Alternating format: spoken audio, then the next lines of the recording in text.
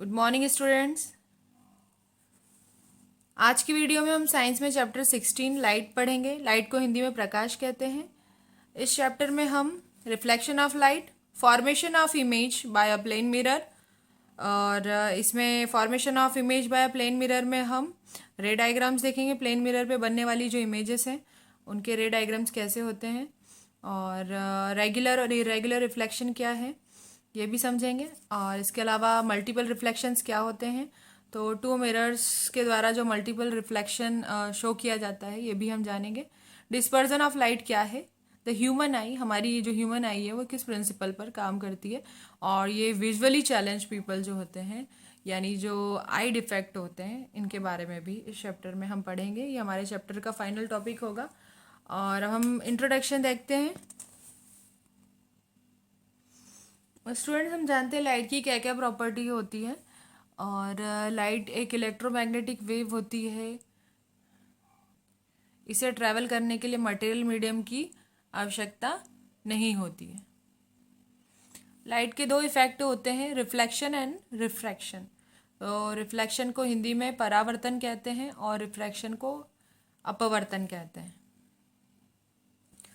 Students, light का travel करने का एक मोड होता है और एक वे होता है। इस वे को या मोड को हम रेक्टिलिनियर प्रोपेगेशन कहते हैं। और ये रेक्टिलिनियर प्रोपेगेशन ऑफ लाइट होता क्या है, तो लाइट जो है हमेशा एक सीधी रेखा में, सीधी लाइन में ट्रैवल करती है, सीधी लाइन में ट्रैवल करती है, सीधी रेखा में चलती है। और इसी प्रॉपर्टी को या फिर लाइट के ट्रैवलिंग के इसी मोड को जो है रेक्टिलिनियर प्रोपेगेशन ऑफ लाइट कहते हैं। The mode of traveling of a light in a straight line is called rectilinear propagation or straight line propagation. Now reflection of light क्या है, तो bouncing of light from a surface is called reflection. A mirror reflects all the light falling on it. तो mirror इसका example है, हमने देखा है कि हम कोई मिरर लेंगे और सनलाइट के पास ले जाएंगे तो क्या होगा, उसमें से जो सन रेज होंगी वो रिफ्लेक्टेड होंगी।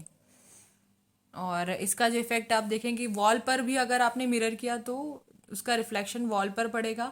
और अगर आप मिरर जो है ये किसी व्यक्ति के किसी पर्सन के फेस के पास पर भी ले जाते हैं तो वहाँ पर जो होगा उसका लाइट जो है सनलाइट का उस पर भी पड़ेगा। ये रिफ्लेक्शन के एग्जाम्पल है और हम सभी इससे फैमिलियर हैं। और हम जानते हैं लाइट जो है कहाँ से निकलती है। ये लाइट जो है ये सोर्स ऑफ लाइट यानी जहाँ से चाहे ये लुमिनस हो या नॉन लुमिनस है, चाहे नेचुरल हो या आर्टिफिशियल हो। तो लाइट के सोर्सेस हैं नेचुरल और आर्टिफिशियल सोर्सेस ऑफ लाइट। इसमें लुमिनस सोर्सेस होते हैं जिनकी खुद की लाइट होती है। और ये हर सोर्स जिसमें से लाइट निकल रही है और इसे लुमिनियस सोर्स कहते हैं। और जैसे टॉर्च लाइट है, इसमें जो रेज होती है उनका एक बीम निकलता है, लाइट का बीम निकलता है जिसे हम प्रतिबिंब बीम बोलते हैं। और इसमें से जैसे टॉर्च लाइट ऑन करते हैं तो सैकड़ों की संख्या में किरणें निकलती हैं और इन्हीं किरणों का जो फोकस होता है उसे बीम कहते हैं।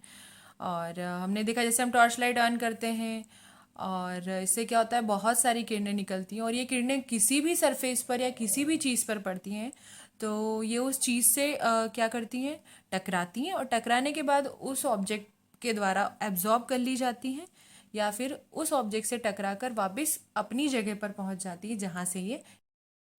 अब लॉ ऑफ रिफ्लेक्शन क्या है, रिफ्लेक्शन के नियम होते हैं स्टूडेंट्स।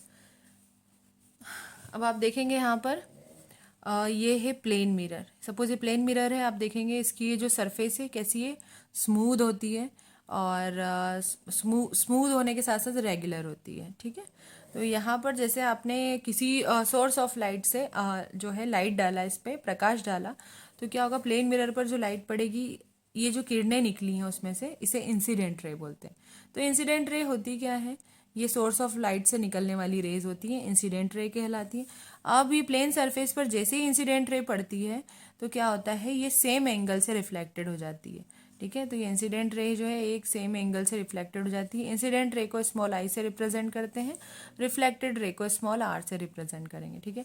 अब इंसिडेंट रे और रिफ्लेक्टेड रे के बीच में एक परपेंडिकुलर लाइन होती है जिसे नॉर्मल कहा जाता है, इसे कैपिटल एन से रिप्रेजेंट करते हैं। ठीक है। अब नॉर्मल एक लाइन जो है यहाँ पर परपेंडिकुलर आप देख सकते हैं, ये ऐसे यहाँ पर आप देखेंगे ये 90 डिग्री का ये जो है एंगल इधर बना रही है। परपेंडिकुलर लाइन है, 90 डिग्री का एंगल इधर है, और ये जो है ये 90 डिग्री का 180 डिग्री का एक पूरा जो है एंगल बन रहा है इसमें। ठीक है। और इसका जो पॉइंट आप देखेंगे ऐसे 0 नाम दे दिया है, ओ नाम दे दिया है, इसे ओ नाम देंगे हम। और ये इंसिडेंट रे है। इंसिडेंट रे सेम एंगल से रिफ्लेक्टेड होगी, और इनके बीच का एक जो पॉइंट है, एक बिंदु होता है, उसे हम नॉर्मल कहते हैं। एक परपेंडिकुलर लाइन इससे जाती है, इसे नॉर्मल नाम दिया गया है।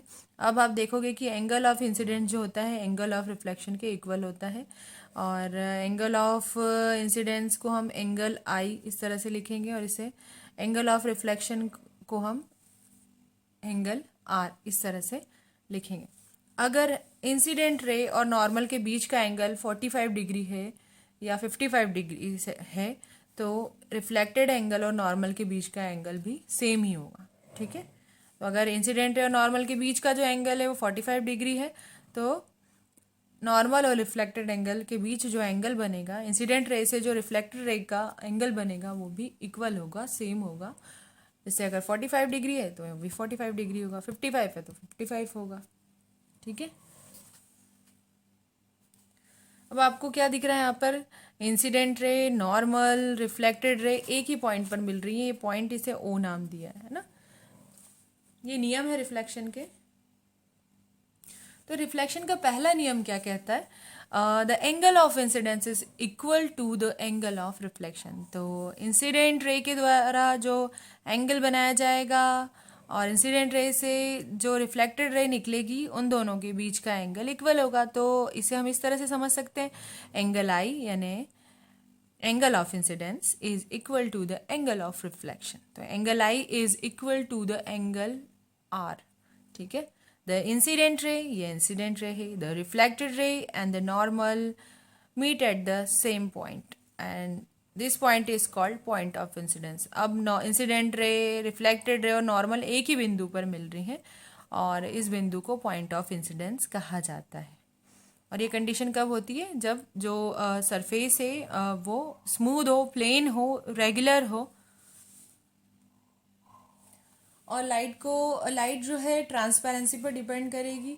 जो ट्रांसपेरेंट ऑब्जेक्ट है उनसे जो लाइट पास कर जाएगी, ट्रांसलूसेंट में लाइट जो है पार्शली पास होगी, और ओपेक में से लाइट जो है पास नहीं होती है, और यहाँ पर ओपेक ऑब्जेक्ट के द्वारा उसका पाथ ब्लॉक कर दिया जाता है। और यही रीज़न है कि शैडो कास्ट होती है। हमारी जो शैडो है ये इसका रिजल्ट है। और हम जानते हैं कि सन जो है अर्थ पर हीट और लाइट का मेन सोर्स होता है, और सनलाइट की जो इंटेंसिटी होती है वो 3 × 10⁸ मीटर पर सेकेंड होती है। और हमें पता है कि हमारी अर्थ की सरफेस से सन कितने डिस्टेंस पर है, और ये करीबन बिलियंस किलोमीटर्स की डिस्टेंस पर है, और यहाँ से सनलाइट जो है वो पहुंचने में करीबन 8.5 मिनट यानी 8:30 का समय लेती है। तो दिन के समय में, मॉर्निंग में आपने देखा है सुबह जैसे ही सन राइज होता है तो सन का कलर जो है ऑरेंज कलर का होता है, रेड कलर का होता है। और यहाँ जो है सनलाइट जब तक अर्थ की सरफेस पर नहीं पहुँचती है उसका कलर चेंज नहीं होता है। तो जैसे ही सन निकलता है उसके 8 मिनट या हम बात करें 8 मिनट 30 सेकेंड में जो है सन की जो रेज होती हैं, लाइट होती है, सनलाइट, वो हमारी अर्थ की सरफेस पर आ जाती है और चारों ओर रोशनी हो जाती है। और ये कंडीशन कब होती है, रिपीट कब होती है, जब सन सेट होता है। तो सन जब सेट होता है तब भी उसका कलर कैसा हो जाता है, ऑरेंज बॉल की तरह हो जाता है। और मॉर्निंग में भी ये ऐसा ही होता है। जैसे ही सनलाइट जो है अर्थ की सरफेस पर आती है तो हर उस ऑब्जेक्ट पर पड़ती है जो कि यहाँ पर प्रेजेंट होता है, ठीक है। और हमारी आइज़ पर भी पड़ती है, और आइज़ जो है सेंस ऑफ विज़न को बताती है। यही रीज़न है कि लाइट का जो इफ़ेक्ट है हमारी आँखों से देखा जाता है। अगर सनलाइट है और हमारी आइज़ क्लोज हैं तब भी हम किसी ऑब्जेक्ट को फाइंड नहीं कर पाएंगे। लेकिन अगर हमारे पास आइज़ हैं और सनलाइट एब्सेंट है तो ये कंडीशन भी सेम होगी। हम इस कंडीशन में भी क्या करेंगे, किसी भी ऑब्जेक्ट को, किसी भी रास्ते को हम इजीली फाइंड नहीं कर पाएंगे। हम उसे टच करके जो है महसूस कर सकते हैं, फील कर सकते हैं, बट जो है एग्जैक्ट ये ऑब्जेक्ट है क्या, इसको नहीं पहचान सकते हैं। तो लाइट की प्रेजेंस के साथ साथ जो है हमारा सेंस ऑफ विज़न भी काम करता है, तब जाके हम ये लाइट के सारे इफ़ेक्ट्स को और ये जो सारा ऑब्जर्वेशन एक्सपेरिमेंट होता है इसे हम समझ पाते हैं। और यहाँ पर बात हो रही है सनलाइट की, तो जैसे ही सनलाइट हर ऑब्जेक्ट पर पड़ती है, हमारी बॉडी पर भी पड़ती है, और हमारी बॉडी ओपेक होती है, इसमें से सनलाइट ट्रेवल नहीं कर पाती है। और ये रीज़न है कि जो कि सनलाइट का पाथ हमारे द्वारा, हमारी बॉडी के द्वारा या किसी ओपेक ऑब्जेक्ट के द्वारा रोक दिया जाता है। तो इस कंडीशन में क्या होता है, उस ऑब्जेक्ट की शेडो जो है आपने देखी होगी छाया बनते हुए, तो यही रीज़न है कि हमारी शेडो बनती है। और मॉर्निंग में हमारी जो शेडो होती है वो, और इवनिंग के समय में हमारी शेडो छोटी होती है, और दोपहर में हमारी शेडो बड़ी बनती है, क्योंकि सूरज जो होता है दोपहर में वो हमारे जो है हेड पर होता है, ठीक है। और ऐसी इमेज जो जिसमें कि आप क्लियरली इमेज का साइज, शेप और अपीयरेंस नहीं देख पाते हैं, वर्चुअल इमेज होती है। शेडो एक वर्चुअल इमेज है। अब प्लेन मिरर पर बनने वाली इमेज का जो नेचर होता है वो कैसा होता है, तो प्लेन मिरर में बनने वाली इमेज जो है, सबसे पहले हम बात करें तो जो अलमीरा के मिरर होते हैं, शेविंग मिरर्स होती हैं, प्लेन मिरर्स होते हैं, इन सभी में प्लेन मिरर का यूज़ किया जाता है, जो कि हमारे घर में इजीली अवेलेबल है। अब प्लेन मिरर की जो सरफेस होती है उसे सिल्वर कलर से पॉलिश कर दी जाती है, जिससे क्या होता है कि जो उसकी फ्रंट फेस होता है उसमें हम हमारी इमेज देख पाते हैं। तो ये हाईली पॉलिश्ड होते हैं, और पॉलिश्ड सरफेस होने की वजह से इनमें क्या होता है, इमेज रिफ्लेक्ट होती है। और ये जैसे ही इमेज का जो भी शेप होता है, जो साइज होता है, इमेज जितनी डिस्टेंस पर खड़ी होती है प्लेन मिरर में, ये इमेज का साइज, नेचर, डिस्टेंस, शेप सब सेम होता है। इक्वल डिस्टेंस इक्वल साइज बताता है प्लेन मिरर, ठीक है। और इसमें जो इमेज बनती है वर्चुअल होती है, इरेक्ट होती है। और ये वर्चुअल किस कंडीशन में होगी, जब रिफ्लेक्टेड रे जो है वो इमेज के एक्चुअली पॉइंट पर नहीं मिल पाती हैं। तो और इमेज को हम स्क्रीन पर नहीं उतार पाते हैं, यही रीज़न है कि इमेज वर्चुअल हो जाती है। और ऑब्जेक्ट का जो साइज़ होता है इमेज का भी वही साइज़ होता है। और सबसे इम्पॉर्टेंट चीज़ ये है कि मिरर में लैटरल इन्वर्जन पाया जाता है।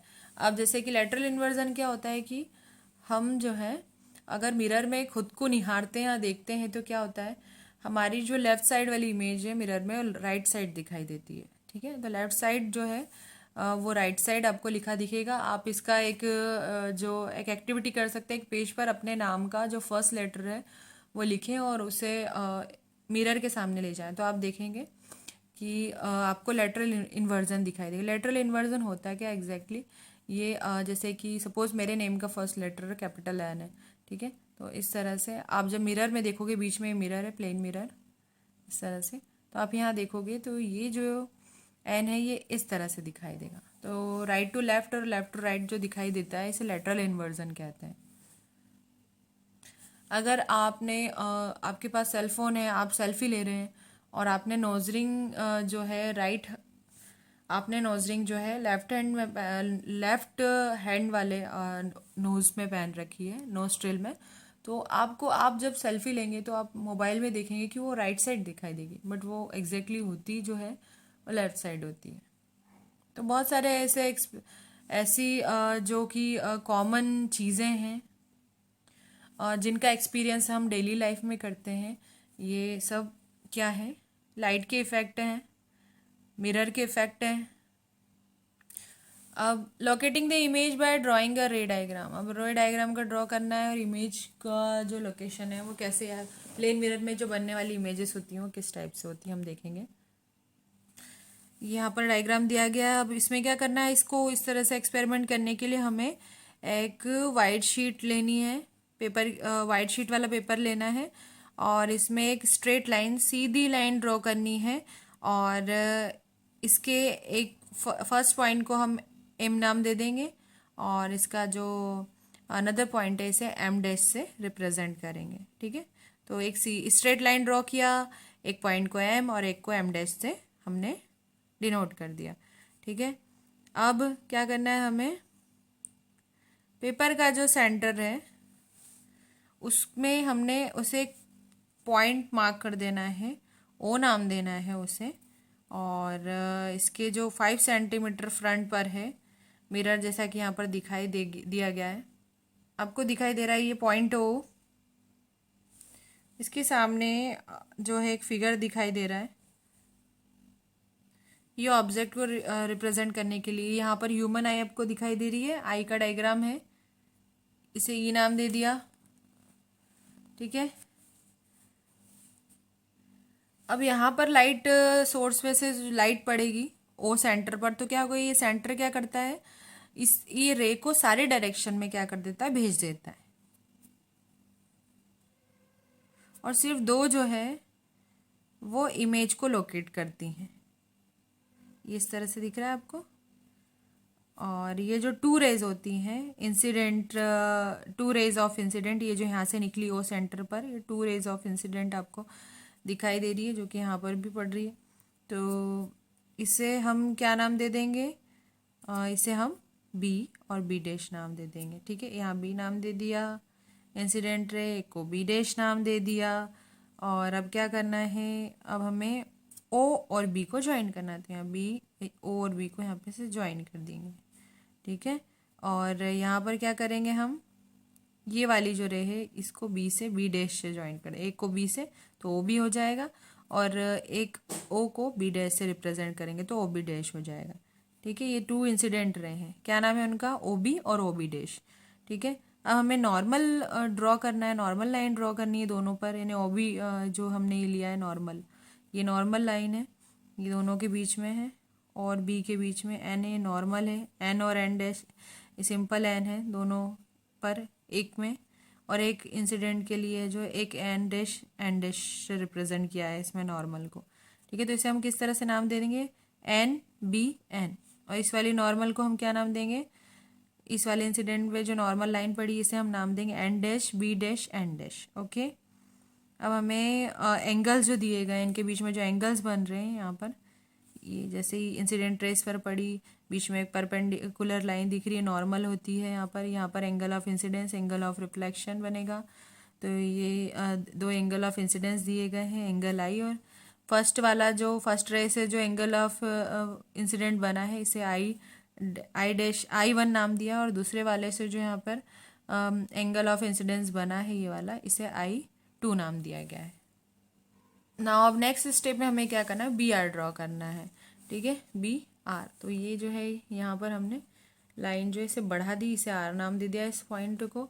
और ये एंगल ऑफ रिफ्लेक्शन के लिए, तो ये जो रो इससे ये एंगल ऑफ रिफ्लेक्शन है, तो पहला वाले इंसिडेंट रे से जो रिफ्लेक्शन होगा इसे एंगल ऑफ रिफ्लेक्शन R1 कहेंगे। दूसरे वाले के लिए जो बी डैश और आर डैश है इसे हम क्या नाम देंगे, एंगल ऑफ रिफ्लेक्शन 2, है ना।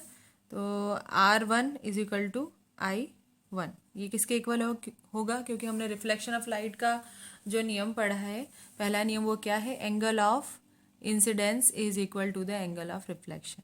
ठीक है, तो with the normal B N क्या है यहाँ पर, ये आप देखेंगे ये नॉर्मल है, इसका नाम है बी एन, और बी आर इस तरह से आपने ड्रॉ कर लिया। अब जब R1 आई 1 के इक्वल होगा तो R2 I2 के इक्वल होगा, जो कि V डैश और N डैश पर है। अब देखोगे ये वाला और ये वाला, ये रो ऐसे गई है, परपेंडिकुलर लाइन इस पे पड़ी है, इसे V डैश नाम दिया है। ये यहाँ पर इंसिडेंट रे है और यहाँ पर angle of incidence, angle of reflection बना है। ठीक है, अब आर बी और R dash B dash produce करना है, और ये मिरर ये कहाँ मिलेंगे, मिरर के पीछे आई पॉइंट पर, ये इस तरह से R dash B dash, R B कहाँ मिल रही है, एक पॉइंट पर बिहाइंड मिरर के पीछे, इसे आई नाम दिया गया। अब हमें किसको जोड़ना है, आई को ओ से जोड़ दिया। ये मैं आपको डायरेक्ट एक्सप्लेन कर रही हूँ, इसे बनाना पड़ेगा ये डायग्राम। तो आई को ओ से ज्वाइन कर दिया इस तरह से, और ये एक पॉइंट पर मिल रहे हैं जिसे पी नाम दे दिया। ठीक है, अब ओ पी और आई पी, दो लाइन सेगमेंट आपको दिख रहा है, ओ पी और आई पी, ये इक्वल ही होते हैं, और आप देखेंगे इक्वल हैं ये पॉइंट, इस ये ओ पी आई पी ये दोनों इक्वल होंगे मिरर के। तो ये वाला पोर्शन, ये वाला पोर्शन आप देखेंगे, angle of incidence, angle of reflection भी इक्वल है, यहाँ पर भी इक्वल है, यहाँ पर भी इक्वल है। आप देख सकते हैं आई की हेल्प से यहाँ पर। और रेगुलर इरेगुलर रिफ्लेक्शन क्या है, तो ये सरफेस के नेचर पर डिपेंड करते हैं, और सरफेस के नेचर के बेस पर अगर देखा जाए तो ये रेगुलर और इरेगुलर या डिफ्यूज्ड होते हैं। ठीक है, अगर रिफ्लेक्टिंग सरफेस अच्छी पॉलिश्ड होती है, चिकनी होती है, स्मूथ होती है, तो जब उस पर लाइट पड़ेगी तो वो रिफ्लेक्टेड होगी, और इस घटना को रेगुलर रिफ्लेक्शन कहेंगे। और आप यहाँ पर देख सकते हैं ये regular plane smooth polish surface है, जैसे इंसिडेंट रे यहाँ पर पड़ेगी तो वो रिफ्लेक्टेड हो जाएगी। ठीक है, अब इस कंडीशन में आप देखोगे इरेगुलर रिफ्लेक्शन में, तो यहाँ पर जो सरफेस है वो कैसी है, इरेगुलर है, प्लेन नहीं है, पॉलिश्ड नहीं है, रफ है, खुरदुरी है।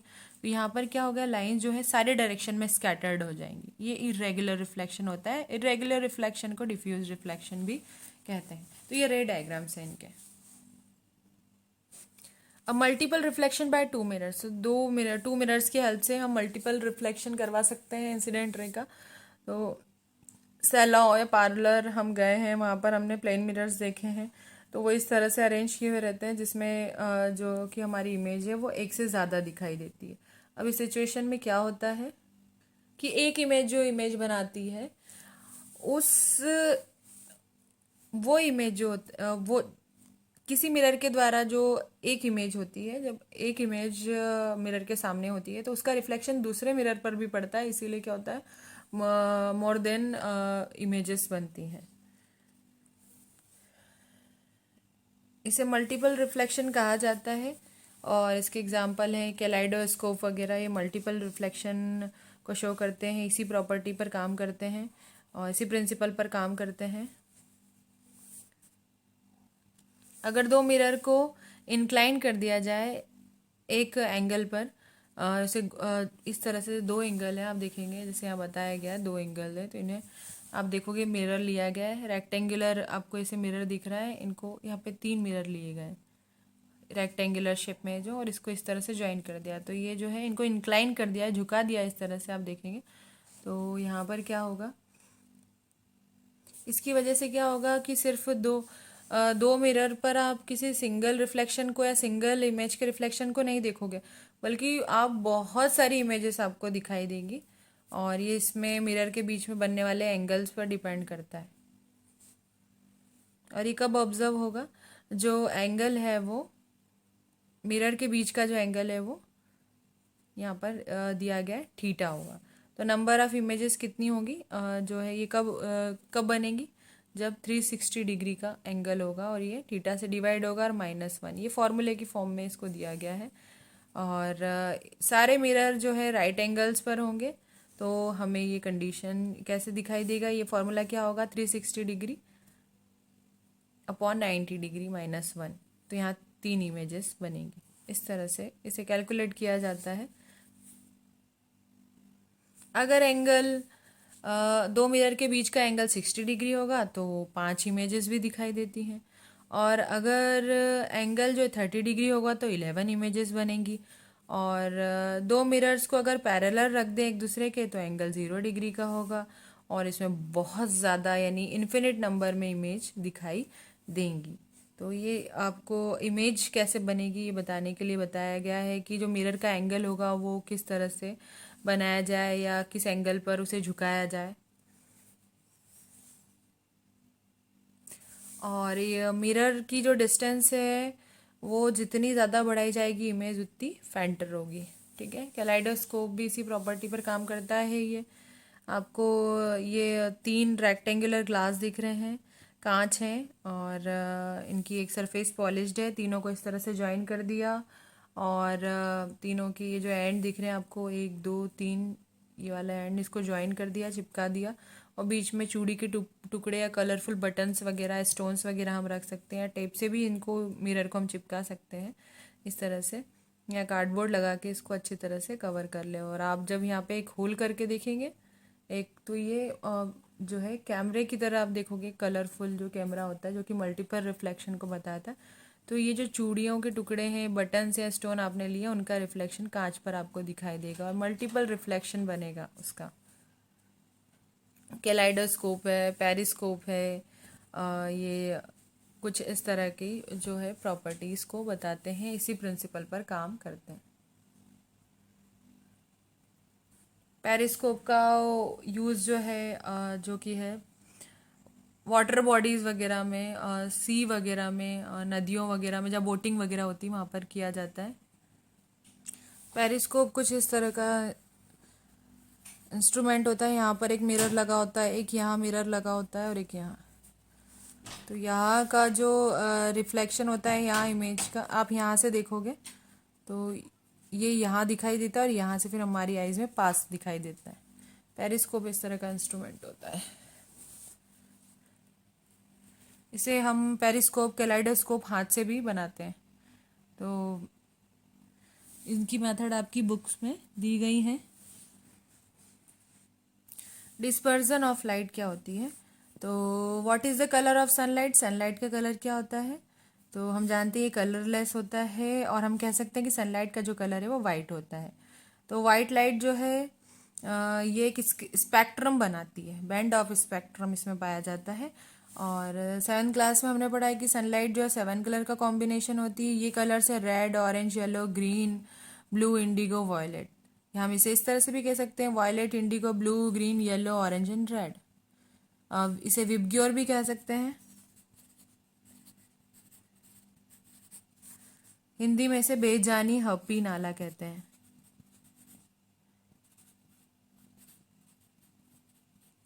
बैंगनी, जामुनी, नीला, हरा, पीला, नारंगी और लाल, ये 7 कलर्स का कॉम्बिनेशन होता है वाइट लाइट। और बट इसका इफेक्ट जो है आप देखेंगे कि ये जो मिक्स कलर होते हैं ये कलरलेस लाइट को प्रोड्यूस करते हैं।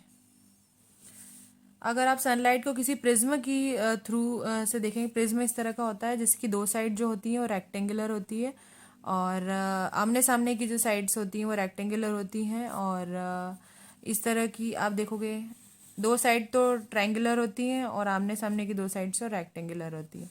और इसमें से आप सनलाइट को देखोगे तो इसमें क्या होगा कि सनलाइट जो वाइट लाइट होती है, इसमें से लाइट पास करोगे तो इसमें 7 कलर के ऐसे बैंड बनेंगे और इसमें violet, indigo, blue, green, yellow, orange और रेड कलर्स होंगे। और इसे हिंदी में बैंगनी, जामुनी, नीला, हरा, पीला, नारंगी और लाल कहते हैं।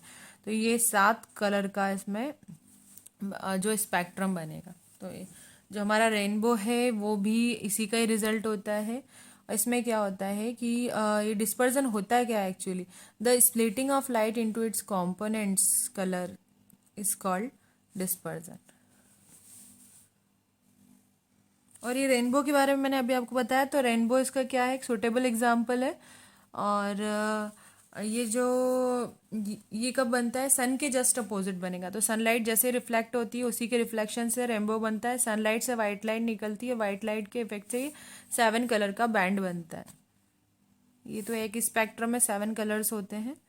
और जहाँ पर हवा में नमी होती है, पानी की छोटे छोटे बूंदें होती हैं और ये पानी की छोटे छोटे बूंदें प्रिज्म की तरह काम करती हैं। तो बारिश के दिनों में रेनबो क्यों बनता है? क्योंकि सनलाइट जो है बारिश होने के बाद क्या होता है, सन निकलता है, सन से फिर सनलाइट निकलती है और बारिश की जो बूंदें होती हैं वो हवा में रहती हैं। ठीक है, तो ये बूंदें किस तरह काम करती है? प्रिज्म की तरह ही काम करती हैं और इस सनलाइट को डिस्पर्स करती हैं और इसी के इफेक्ट